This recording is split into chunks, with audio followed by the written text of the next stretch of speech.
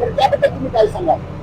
आजची जी रोरो सेवा चालू झालेली आहे ती वसईकरांसाठी फार सुविधाजनक आहेत.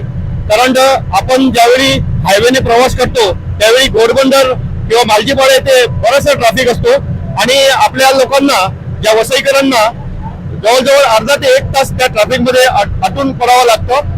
त्याच्यामुळे ही वसई ते भाईंदर ही 10 ते 15 मिनिटांमध्ये हा प्रवास सुखकर होणार आहे आणि यामुळे वसईकरांना भरपूर फायदा मिळणार आहे. कारण त्यांचा जो पुढचा मुंबईचा जो प्रवास आहे तो सुखकर होणार आहे.